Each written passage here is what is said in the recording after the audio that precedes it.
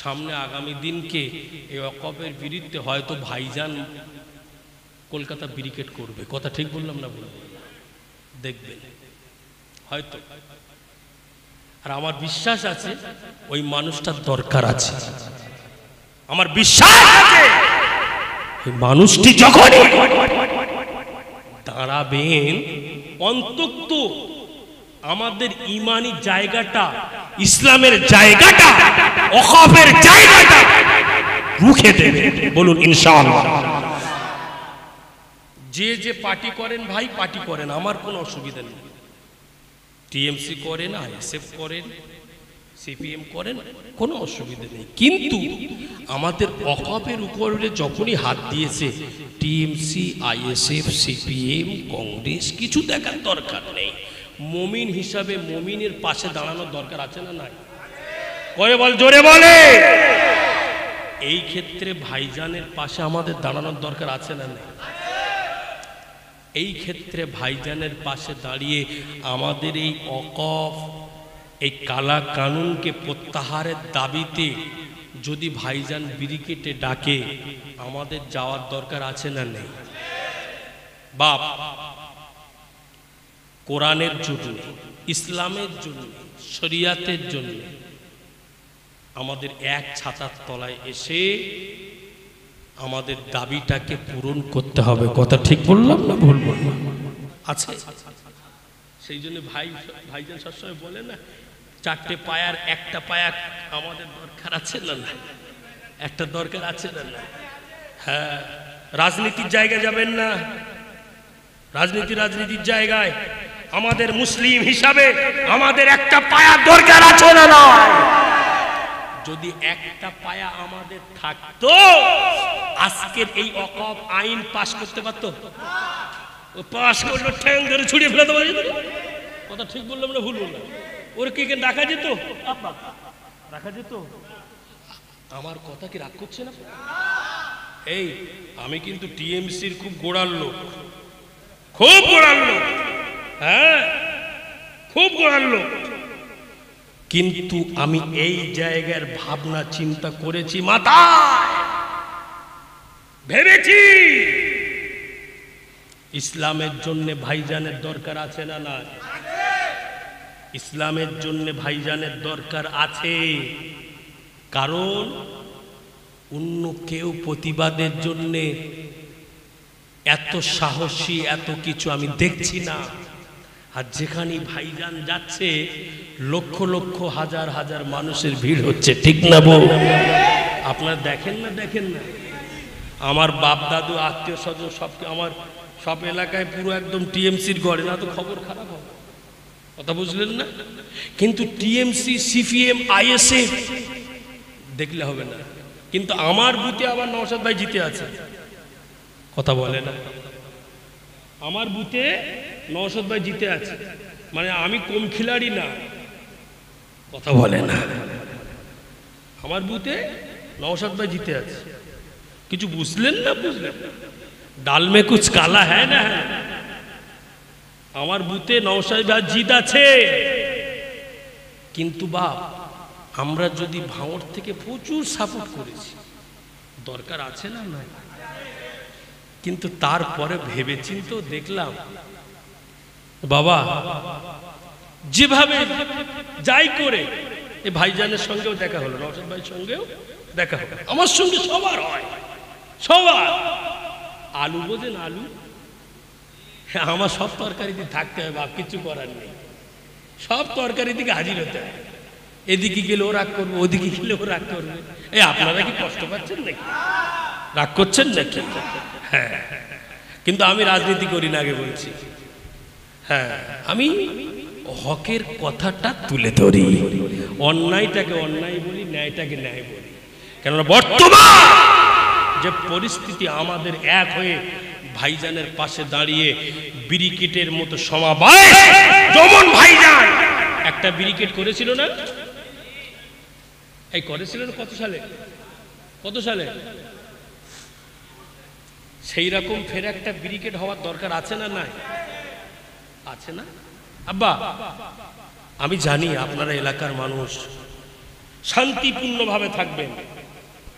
দল মত নির্বিশেষে, পার্টিগত নির্বিশেষে ইসলামের সওয়াল যখন আসবে, কোরআনের সওয়াল যখন আসবে, হাদিসের সওয়াল যখন আসবে, ভাই দেখবেন না, বোন দেখবেন না, গ্রামবাসী দেখবেন না, রাজনীতি দেখবেন না, আগে দেখতে হবে নিজের কোরআন কোথায়, নিজের ইসলাম কোথায়, নিজের হাদিস কোথায়, নিজের শরিয়াত কোথায়। দেখে সব দল মত পার্টিগত নির্বিশেষে এক ঝান্ডার তলে এসে আমাদের কোরআনের সেই ঐতিহ্য মাদ্রাসা মসজিদ খানকাকে হাসিল করে নিয়ে যে যার পার্টি করেন। কথা ঠিক বলেছি না বলবো? আরো জোরে বলে। হাসিল করে নিয়ে যে টিএমসি করছেন সে টিএমসি করে, যে আইএসএফ করছেন সে আইএসএফ করেন, যে সিপিএম করছেন সে সিপিএম করেন, যে কংগ্রেস করছেন সে কংগ্রেস করেন। কিন্তু এই ক্ষেত্রে আমাদের এক ছাতার তলায় আসার দরকার আছে না নাই? ঠান্ডা মাথায় আবার কথাটা ভুল বুঝবেন না। ফিরে আসুন। আজকে আমাদের খুবই কষ্ট হচ্ছে, খুবই দুঃখ লাগছে। আমাদের মায়েদের অস্তিত্বকে হীন করছে, আমাদের মায়েদেরকে অপমান করছে। আল্লাহ পাক আমার মা বোনদেরকে ইজ্জত সম্মান আল্লাহ পাক বাড়িয়ে দেন, বলুন আল্লাহুম্মা। মক্কা জমিনে রাসূলুল্লাহ যখন আসলেন, মেয়ে সন্তান যদি ভূমিষ্ঠ হতো, ওই মেয়ে সন্তানকে বাপেরা সব পুঁতে ফেলে পাথর মারতেন। কথা ঠিক বললাম না ভুল?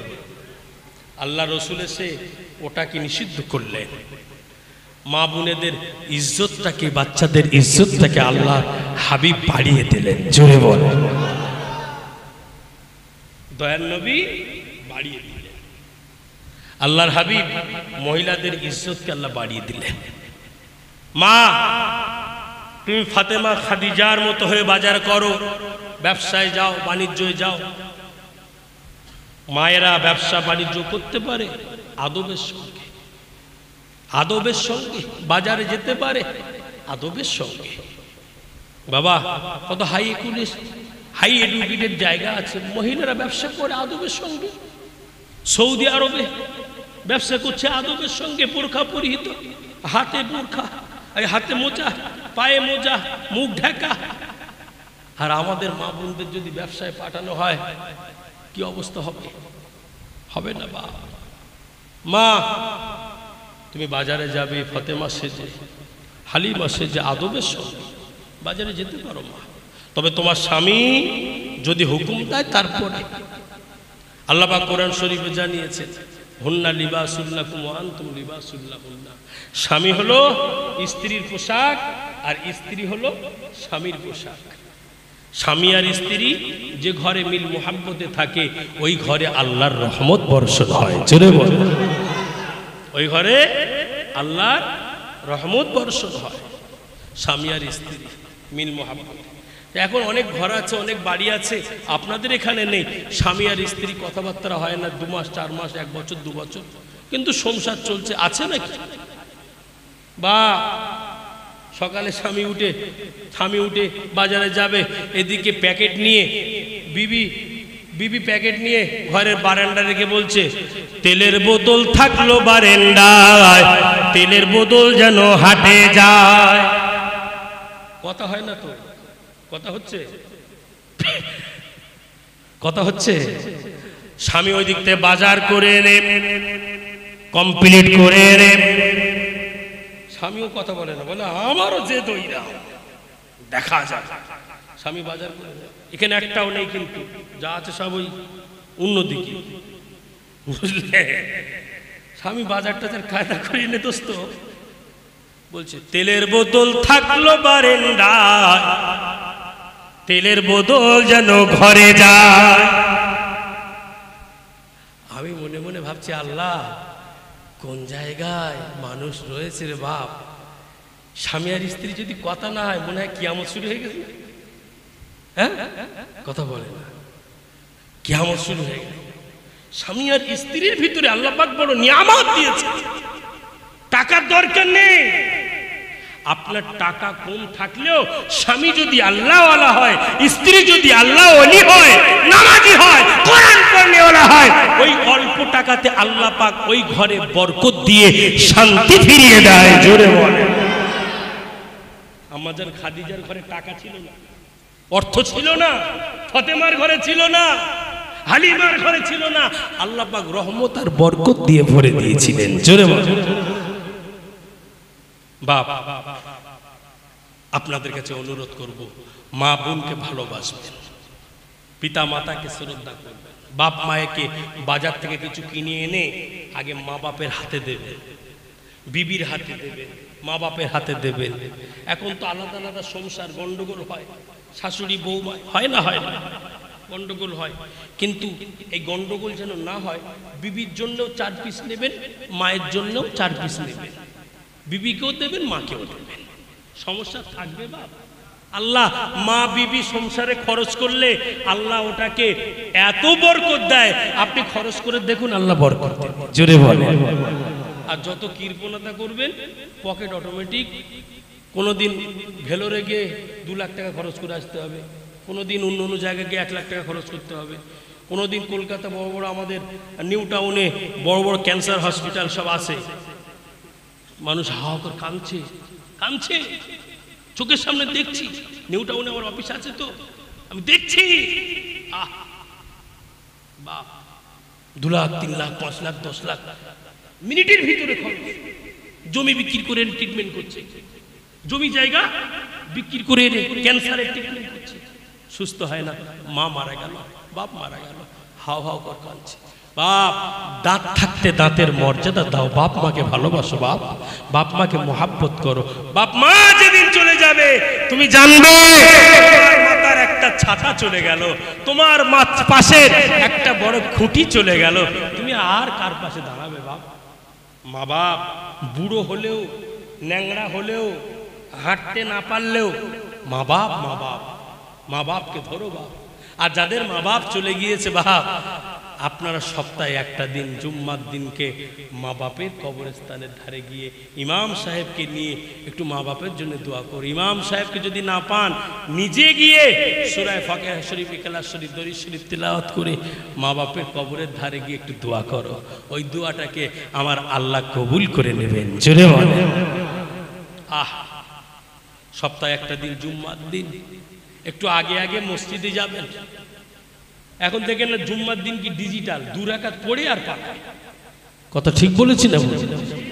2 রাকাত ইমামের পিছনে পড়ে, আর যেন মনে হচ্ছে স্কুল ছুটি হয়ে গেছে। ছোটবেলা আমরা যখন খিচড়ি স্কুলে পড়েছিলাম, আরে বাসন বাজাতে বাজাতে, বাসন বাজাতে বাজাতে ছুটে, কত বলে না, কত বলেন না। আর এখন চলছে তাই। আরে যুবক জুয়ান তো দূরের কথা, কত বুড়ো মানুষও দেখি 2 রাকাত পড়ে বানাচ্ছে। হ্যালো চাচা, কি খবর? তার হয়ে গেছে কেরাম, তাহলে হুজুর পড়িয়ে দিয়েছে, তার মানে এখনো তো বাকি। তাহলে হুজুর যেটা করে সেটাই, বুঝলেন? মানে কত অজ্ঞ। আল্লাহ জুম্মার প্রত্যেকটি নামাজ আদায় করবেন। আব্বা, বাদল জুম্মা, কাবলাল জুম্মা, আখিরি জোহর, হ্যাঁ, সুন্নাতুল নফল, সবগুলোকে আদায় করবেন। তাই মনে মনে ভাবছিলাম, মসজিদে যখন ইমাম সাহেব খুতবা দেয়, আলহামদুলিল্লাহ নাহমাদুহু ওয়া নাস্তাঈনু ওয়া নাস্তাগফিরুহু ওয়া নু'মিনু বিহি ওয়া নাতাওয়াক্কালু আলাইহি, খুতবা দেয় না দেয় না ইমাম সাহেব? যখন খুতবা শুরু হবে, মসজিদের এ মাথা ও মাথা সব গেটে তালা মেরে দেওয়া, যেন আর একটা কেউ না বাইরে বেরোবে। 2 রাকাত পড়ে আর কোচি কেউ বেরোবে একটা, সব গেটে তালা মেরে দিতে। চাচা ঠিক বলেছি না? জয়সা রুহু তৈসা ফেরেশতা লাগবে না, লাগবে না, সব গেটে একটা করে তালা মেরে দিতে হবে। খুব ভালো করে ঠান্ডা মাথায়, আব্বা আমার কথাটা আপনারা হাসি উড়িয়ে দেবেন না, আমি নিজের মতো করে আপনাদের ভালোবেসে বলছি। আব্বা, ভাইজান তো অনেক বছর আগে থেকে সব বলে আসছে, তাই না? অনেক আগে। আমাদের তো আপনি জানেন না, ভিতরে সব বড় বড় দালাল বসে আছে। ইসলাম ধর্মকে মুছে দেবে, সব সেটিং চলছে, ভিতরে ভিতরে সব সেটিং চলছে। আমার এক বোন আমার কলকাতায় বেহালা ঠাকুর পুকুর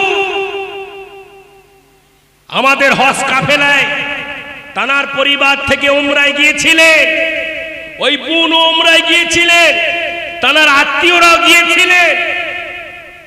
বোনকে বলছে বোরখা খোলো, ভিডিওটা আপনারা দেখেছেন না? কোথায় না?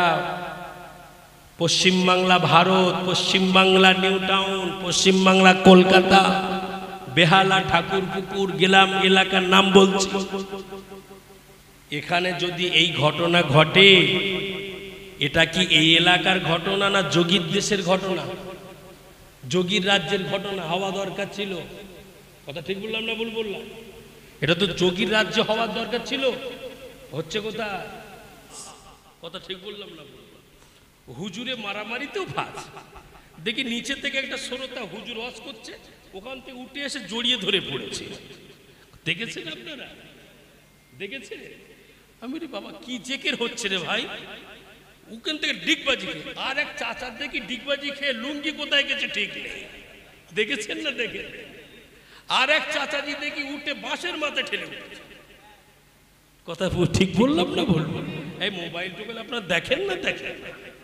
দেখেন না আমার ভাইরা? তাহলে তারা যখন সব মিডিয়ায় ফাঁস, আমাদের একটু মিডিয়ায় ফাঁস হতে হবে না? হ্যাঁ, আমাদের ভারতবর্ষে পশ্চিমবাংলায় কি চলছেন জানেন? আমরা ভালো জায়গায় নেই। এই ওয়াকফ, এই অ্যাপার্টমেন্ট বিলটা খুব ক্ষতিকর। এর যদি 12 বছর লুকিয়ে চুরিয়ে পার করতে পারে, এই আইন অটোমেটিক লাগু হয়ে যাবে। কথা বুঝলেন না?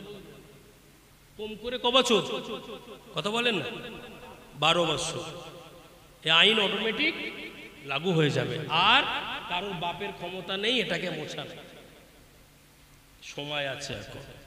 এই কয়েকদিন কয়েকজনা হুটোপাটা করেছিল, এদিক ওদিক এদিক ওদিক সব হয়ে গেল, সব হয়ে গেল। আমি দেখছি আব্বা আমার মেহরাব ভাইজান কদিন একটা গজল বলেছিলেন, দেখেছিলেন? কি বলেন তো? দে দে পাল তুলে দে মজহেলা করিস না, ছেড়ে দে নৌকা মাঝি যাব মদিনা, ছেড়ে দে নৌকা মাঝি যাব মদিনা। মদিনায় নবী এলো মা আমিনার ঘরে, মদিনায় নবী এলো মা আমিনার ঘরে, হাসিলে হাজার মানি কাঁদিলে মুক্ত ঝরে, হাসিলে হাজার মানি কাঁদিলে মুক্ত ঝরে। ও দয়ার মুর্শিদ যার শাখা, তার কিসের ভাবনা, আমার অন্তরেতে কাবা নয়নে মদিনা। আর একটু জোরে হবে না? আর জোরে হবে না? আমার অন্তরেতে কাবা নয়নে মদিনা, আমার অন্তরেতে কাবা নয়নে মদিনা।